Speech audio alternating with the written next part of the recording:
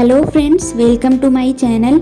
आज मैं आप सभी के साथ शेयर करूंगी पाव भाजी की रेसिपी। इसे मैंने बिल्कुल रेस्टोरेंट जैसा बनाया है और ये बहुत ही टेस्टी बन के तैयार हुई है। इसकी मेजरिंग और इसका कलर बहुत ही अच्छा आया है, रेस्टोरेंट से भी ज़्यादा टेस्टी और एक बार में ही बिल्कुल परफेक्ट बन के तैयार हो जाएगी। बस आपको मेरे कुछ स्टेप्स फॉलो करने होंगे जिससे कि ये टेस्टी बन के तैयार होगी और इसका कलर भी बहुत ही अच्छा आएगा।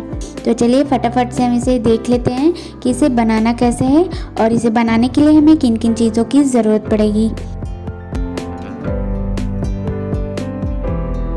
पाव भाजी बनाने के लिए हम 2 मीडियम साइज का टमाटर लेंगे। इसे रफली कट कर लिया है तो इसे मिक्सर ग्राइंडर में ऐड कर देंगे और साथ में जाएगा 1 चुकंदर का चौथाई हिस्सा। आप इसे ज़रूर से ऐड करें। इसे टमाटर के साथ डालकर ग्राइंड कर लेंगे और आप देख सकते हैं इसका कलर टमाटर के ही साथ बहुत ही अच्छा आया है। और जब हम इसे कुक करेंगे सारी सब्जियों के साथ इसका पाव भाजी बनाएंगे तो ये बहुत ही अच्छा कलर देगा। तो बस अब हम पाव भाजी को बनाना स्टार्ट करते हैं। तो यहाँ पे मैंने फ्लेम ऑन करके कुकर को रख लिया है। इसे हम कुकर में ही बनाएंगे और इसमें 1 चम्मच तेल को डाल देंगे और 1 चम्मच ही जाएगा इसमें बटर को आप ज़रूर से ऐड करिएगा, इससे बहुत ही अच्छा टेस्ट आएगा इसका। तो इन सारी चीज़ों को अच्छे से गर्म होने दें, तेल भी अच्छे से गर्म हो जाए, बटर भी मेल्ट हो जाए। तो हम इसमें 1 चम्मच खड़ा जीरा और आधी चम्मच हींग को ऐड कर देंगे और इसका कलर चेंज होने तक पकने देते हैं 6-7 सेकेंड के लिए। और 6-7 सेकेंड जैसे ही हो जाएगा 3 मीडियम साइज की प्याज को बारीक कट कर लिया है तो इसे भी हम गर्म तेल में जीरे और हींग के साथ ऐड कर देंगे और इसे हम हाई फ्लेम पे ही अच्छे से स्टर करते हुए पकने देते हैं। और ये देखिए थोड़ी देर बाद ही प्याज में लाइट ब्राउन कलर आ गई है। तो अब इस स्टेज पे हम 2 चम्मच अदरक लहसुन के पेस्ट को डालेंगे और इसे अच्छे से भून लेंगे। फ्लेम को हाई रखें। अदरक लहसुन जब भुन जाए तो हम इसमें पीसे हुए टमाटर और चुकंदर के पेस्ट को ऐड कर देंगे। प्याज और जिंजर गार्लिक के पेस्ट के साथ टमाटर और चुकंदर की प्यूरी को आपको बिल्कुल अच्छे से भूनना है। ये प्रोसेस बहुत ही ज़रूरी है क्योंकि इसी से ही पाव भाजी में बहुत ही अच्छा टेस्ट आएगा। तो आप इसे भूनना मत भूलिएगा। अब हम इसमें कुछ मसाले ऐड करेंगे। तो यहाँ पे मैंने आधी चम्मच जीरा पाउडर, आधी चम्मच ही जाएगा धनिया पाउडर, आधी छोटी चम्मच काली मिर्च का पाउडर और गरम मसाला पाउडर को भी ऐड कर देंगे। साथ में जाएगा 2 चम्मच कश्मीरी लाल मिर्च का पाउडर। ये लाल मिर्च बहुत ज़्यादा तीखी नहीं होती है तो इस वजह से मैं 2 चम्मच यूज़ करूँगी और इसका कलर भी बहुत ही अच्छा आएगा। साथ में 1 से 1.5 चम्मच नमक को ऐड कर देंगे और हाफ कप पानी को ऐड कर देंगे। इन सारी चीज़ों को अच्छे से मिक्स करते हुए मसाला भुनने तक का वेट करते हैं। फ्लेम को आप लो कर दीजिएगा क्योंकि मसाले जब लो फ्लेम पे भुने जाते हैं तो इसका टेस्ट बहुत ही अच्छा आता है। ढक दें। 10-15 मिनट बाद आप देखेंगे ये सारे मसाले एकदम अच्छे से भुन गई है और इसका कलर भी आप देख सकते हैं कितना अच्छा आया है। तो अब हम इसमें कुछ सब्जियां ऐड करेंगे। तो यहाँ पे मैंने 1 बाउल गाजर को लिया है, इसे मैंने बड़े बड़े क्यूब्स में कट कर लिया है। साथ में 1 बाउल शिमला मिर्च और 3 स्लिट की हुई हरी मिर्च। हरी मिर्च को आप अपने टेस्ट के अकॉर्डिंग कम या ज़्यादा कर सकते हैं, जैसा आप तीखा खाना पसंद करते हैं उस हिसाब से। और 1 बाउल ऐड कर देंगे फ्रेश धुली हुई गोभी, इसे हम फूल गोभी कहते हैं। और 1 बाउल ही जाएगा इसमें हरी मटर। 1 बाउल छिलका उतरा हुआ और धुला हुआ आलू ले लेंगे, इसे भी हम कुकर में ट्रांसफ़र कर देंगे। इन सारी सब्जियों को आप एक साथ कुकर में ऐड करिएगा और अच्छे से मिक्स करते हुए हाई फ्लेम पे ही 5 से 10 मिनट के लिए अच्छे से भून लीजिएगा।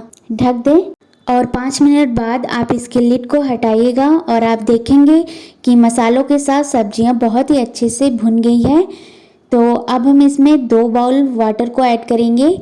उसी बाउल से वाटर ऐड करिएगा जिस बाउल से आपने सब्जियों को मेज़र करके इसमें ऐड किया है। तो यहाँ पे मैं उसी बाउल से 2 बाउल पानी को ऐड कर दूंगी। इन सारी चीज़ों को अच्छे से मिक्स कर दें और यहीं पे आप नमक को टेस्ट कर लीजिएगा। अगर आपको कम लगे तो और ऐड कर दीजिएगा, पर नमक बिल्कुल परफेक्ट है। अब हम इसे प्रेशर के लिए लगा देते हैं और मीडियम फ्लेम पे ही 4 सीटी आने का वेट करते हैं।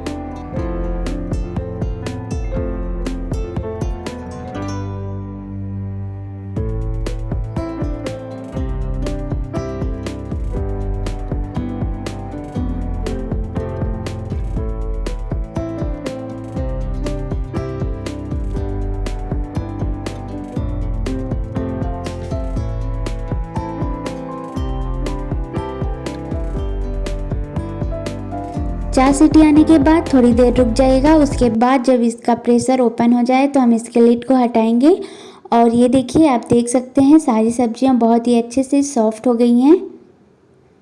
तो अब हम एक मैशर लेंगे और इसे अच्छे से मैश कर देंगे। यहाँ पे आपको इसकी पतली ग्रेवी दिख रही है, तो आप टेंशन मत लीजिए। जब आप इसे अच्छे से मैश करेंगे तो ये सारी चीज़ें अच्छे से मिक्स होंगी और साथ में इसकी थिकनेस भी बहुत ही अच्छी आ जाएगी और आपको अलग से एक्स्ट्रा पानी ऐड करने की ज़रूरत नहीं पड़ेगी। फिर भी अगर आपको ये ठीक लगे तो इसमें गर्म पानी ही डालिएगा, पर इसमें अलग से पानी डालने की ज़रूरत नहीं पड़ेगी। आप देख सकते हैं बहुत ही परफेक्ट और टेस्टी थिकनेस वाली भाजी बनके तैयार हो गई है। तो अब हम इसमें ऊपर से धनिया की पत्ती को स्प्रिंकल कर देंगे, जिसे मैंने धुलकर बारीक कट कर लिया है। इन सारी चीज़ों को एक बार अच्छे से मिक्स करेंगे और आप इसे गर्मा गर्म सर्व करने के लिए बाउल में निकाल लीजिएगा। और अगर आपको मेरे बनाने का ये मेथड पसंद आया है तो वीडियो के नीचे लाइक का बटन है, उसे क्लिक कर दीजिएगा। तो अब हम इसके पाव को बनाएंगे। तो यहाँ पे मैंने फ्लेम ऑन करके तवा को रख लिया है और इस पे बटर को अप्लाई कर देंगे और इसे मेल्ट होने देते हैं। अब हम इसमें थोड़ी सी धनिया की पत्ती और 2 चम्मच भाजी को डाल देंगे और इसे अच्छे से फैला लेंगे। अब इसके ऊपर हम इसके पाव को रखेंगे और इसे उलट पलट कर दोनों तरफ से अच्छे से कुक कर लेंगे जब तक कि ये क्रिस्पी ना हो जाए। फ्लेम को हाई रखें। क्रिस्पी पाव बहुत ही अच्छी लगती है भाजी के साथ खाने में, तो आप इसे ऐसे ही बनाइएगा क्योंकि ये ऊपर से एकदम क्रिस्पी, अंदर से बिल्कुल सॉफ्ट, बहुत ही अच्छी लगती है भाजी के साथ खाने में। तो आप इसे ऐसे ही बनाइएगा। साथ में प्याज की स्लाइस को भी ऐड कर लेंगे, इससे इसका टेस्ट बहुत ही अच्छा आएगा, खाने में भी बहुत ही अच्छी लगती है। तो आप इस बटर वाले पाव भाजी को ज़रूर ट्राई करिएगा और मुझे बताइएगा कि आपको कैसा लगा। और अगर आप मेरे चैनल पे नए हैं तो फटाफट से मुझे सब्सक्राइब कर लीजिए, साथ में बेल आइकन को प्रेस कर लीजिएगा, जिससे कि मेरे लेटेस्ट वीडियो की नोटिफिकेशन सबसे पहले आप तक पहुंचेगी।